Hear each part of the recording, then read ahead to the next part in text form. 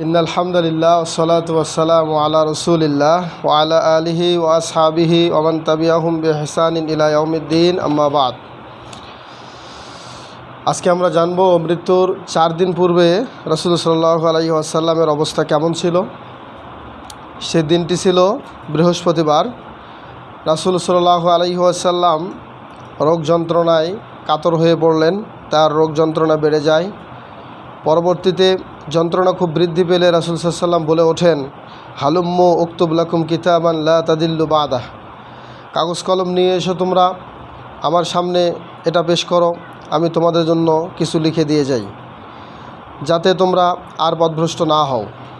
উপস্থিত লোকদের মধ্যে ওমর রাদিয়াল্লাহু তাআলা আনহু তিনি বললেন,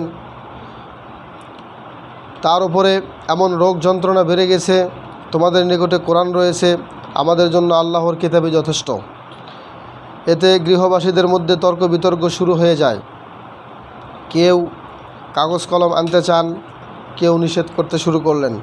ফলে এক পর্যায়ে রাসূল সাল্লাল্লাহু আলাইহি ওয়াসাল্লাম বললেন, কুমু আন্নি, তোমরা এখান থেকে চলে যাও। আয়েশা রাদিয়াল্লাহু তাআলা আনহা তিনি বলেন, রাসূলুল্লাহ সাল্লাল্লাহু আলাইহি ওয়াসাল্লাম তার মৃত্যুকালীন রোগ শয্যায় আমাকে বললেন, ইদঈলি আবা বকর ওয়া আখাকি হাত্তা আকতুব কিতাবান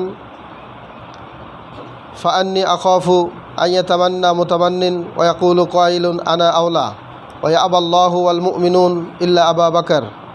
আয়েশা সিদ্দিকা রাদিয়াল্লাহু তাআলা আনহা তিনি বলেন যে রাসূল সাল্লাল্লাহু আলাইহি ওয়াসাল্লাম আমাকে বললেন যে তোমার পিতা আবু বকর এবং ভাই আব্দুর রহমানকে তুমি আমার কাছে ডেকে আনো।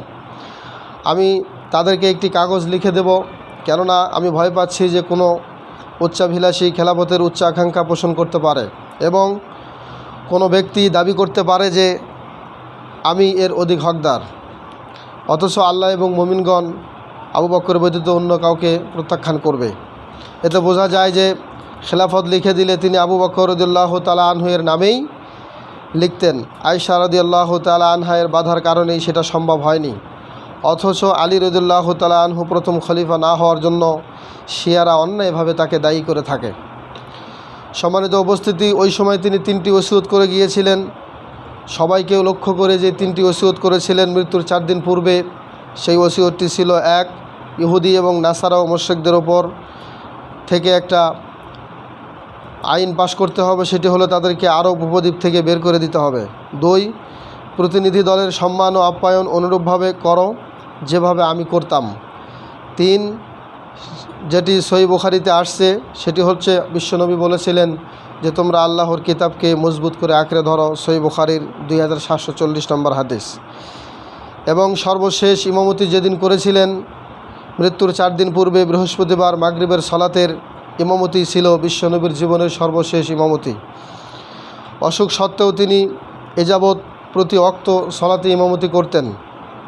সর্বশেষ এই ইমামতি রাসূল সাল্লাল্লাহু আলাইহি ওয়াসাল্লাম প্রথম 2 রাকাতে সূরা মুরসালাত এবং সরাসরি প্রথম 2 রাকাতে সূরা মুরসালাত পাঠ করেন, যার সর্বশেষ আয়াত ছিল এটা, ফাবি আইয়ি হাদিসিম বাদাহু ইউমিনুন। এর অর্থ হলো এরপরে কোন বাণীর উপরে তোমরা বিশ্বাস স্থাপন করবে, অর্থাৎ কোরআনের পরে আর কোন কালামের উপরে তোমরা ঈমান আনবে। এর দ্বারা তিনি যেন ইঙ্গিত করলেন যে আল্লাহ পাকের আহ্বানের সাথে সাথে উম্মতে মুহাম্মাদের প্রতি আমার জীবনের সর্বশেষ আহ্বান হলো সর্বাবস্থায় তোমরা কোরআনের বিধান মেনে চলবে, কোনো অবস্থাতেই কোরআন ছেড়ে অন্য কিছু গ্রহণ করবে না। শুরু হলো আবু বকর রাদিয়াল্লাহু তাআলা আনহুর ইমামতি। ইশার সালাতের জন্য আল্লাহর রাসূল সাল্লাল্লাহু আলাইহি ওয়াসাল্লাম তিনি ওযু করেন ও 3 বার অজ্ঞান হয়ে যান।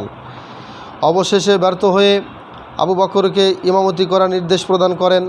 এরপর থেকে রাসূল সাল্লাল্লাহু আলাইহি ওয়াসাল্লাম মৃত্যু পর্যন্ত আবু বকর রাদিয়াল্লাহু তাআলা আনহু একটানা 17 ওয়াক্ত সালাতের ইমামতি করেন। এটা আসছে সহিহ আল বুখারীর মধ্যে এবং বিভিন্ন হাদিস গ্রন্থে।